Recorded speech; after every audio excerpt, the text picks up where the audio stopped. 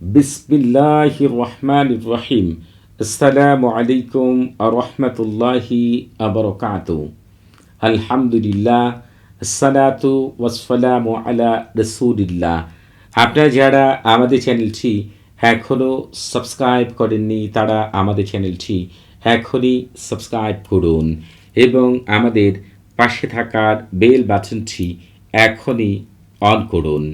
আজকে আমি আপনাদের মাঝে হাজির হয়েছি মাত্র এক রাতের আমল দ্বারা স্বামীকে সারা জীবনের জন্য বাধ্য বশ প্রেমে পাগলপাড়া করার 100% পরীক্ষিত সেরা শক্তিশালী বিশেষ একটি আমল নিয়ে।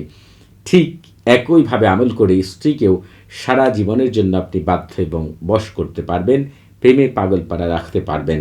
এই আমলটি যখন আমার কাছে বিশেষ জায়গার মধ্যে ছিলাম, যখন এই আমলটি আমার কাছে বর্ণনা করা হয়, দুইটি নিয়ম আমার কাছে বর্ণনা করা হয়। একটি নিয়ম আমি কখনোই আপনাদের কাছে বলতে পারবো না। কেন বলতে পারবো না সেটি আমি আপনাদের কাছে বলবো না। তবে এটি মনে রাখবেন না, আপনারা আবার এটি মনে করতে পারেন যে আমি কোনো কিছু রেখে বলছি না। ওই নিয়মটি আপনাদের কাছে বলাই যাবে না। এই কথাটি বললে আপনারা অন্যভাবে মনে করবেন, এর জন্য আমি কথাটি বলবো না। তবে দ্বিতীয় নিয়মটি আমি আপনাদের কাছে প্রকাশ করব ইনশাআল্লাহ। আপনাদের এই আমলটি করার জন্য যেটি করতে হবে, আপনাকে এই যে তালসামটি দেখতে পাচ্ছেন, এই তালসামটিকে যে কোনো কাগজে অথবা যে কোনো পাত্রের মধ্যে, কাগজে লিখেন, আপনারা কাগজের মধ্যে লিখে ফেলবেন এই তালসামটিকে। তবে এইখানে হচ্ছে, যদি আপনি স্বামীর জন্য আমল করেন তাহলে আপনার নিজের নাম এখানে লিখতে হবে, এরপরে বিনতে লিখতে হবে, এরপরে এইখানে আপনার মায়ের নাম অথবা আপনার বাবার নাম লিখতে হবে। যদি আপনি স্ত্রীর জন্য আমল করেন তাহলে এখানে আপনার স্ত্রীর নাম, এখানে হচ্ছে আপনার নাম, স্ত্রীর জন্য করলে আপনার নাম, তারপরে ইবনে, এখানে বিনতে উঠে গিয়ে ইবনে হবে। এই স্থানটিতে আপনার বাবা অথবা মায়ের নাম। অর্থাৎ আপনারা এক কথায় বুঝে নেন, যার জন্য আপনি আমল করবেন, অর্থাৎ আপনি যদি নিজে আমল করেন আপনার নিজের নামই এখানে হবে। কেন এটা হবে সেটার ব্যাখ্যাটা আমি পরে দিব। আপনাদেরকে হচ্ছে, আপনাদের যারা আমল করবেন তাদের নিজের নামই এখানে হবে। আপনারা হচ্ছে এইভাবে নাম লেখার পরে যেটি করবেন সেটি হচ্ছে, আগে থেকে একদমে ছোট্ট একটি কবুতরের বাচ্চা বাজার থেকে কিনে আনতে হবে। কিনে আনার পরে সেই কবুতরের বাচ্চাটিকে জবাই করে একদম পরিষ্কার পানি ধারা ভালো করে পরিষ্কার করে ফেলতে হবে। অর্থাৎ রান্না করার উপযুক্ত এমন যেন হয়, এমন করে আপনাদের হচ্ছে রাখতে হবে।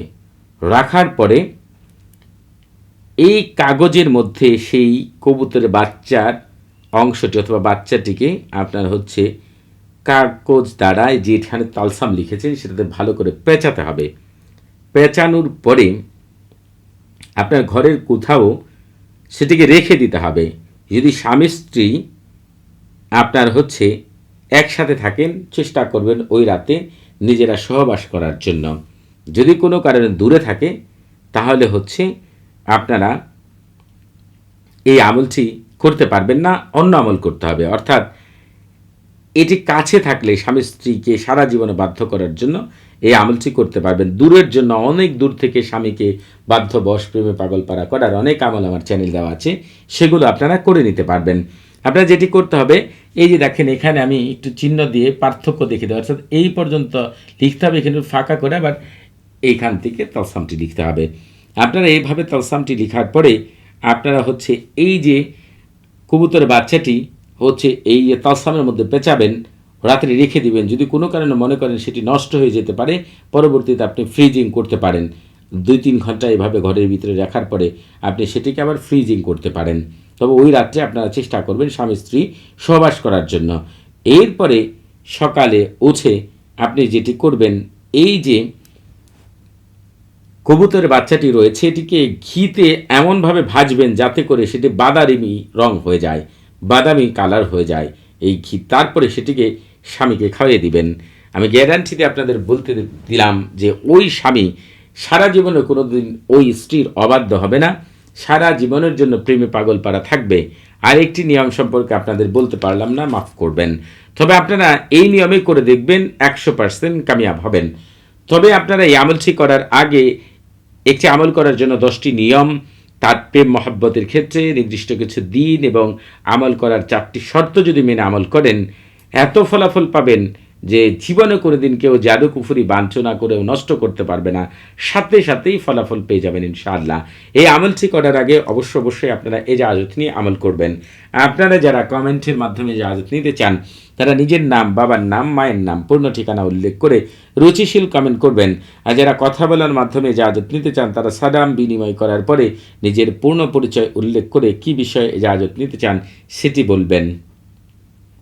তবে আপনাদের কোনো কিছু জানার থাকলে, কোনো প্রকার প্রশ্ন থাকলে, কোনো কিছু বোঝার থাকলে প্রতি শুক্রবার এবং শনিবার সকাল 9টা থেকে রাত 11টা পর্যন্ত এই নাম্বারে কথা বলতে পারবেন। নামাজের সময় নাম্বারটি বন্ধ থাকে, সেদিকে খেয়াল রাখবেন।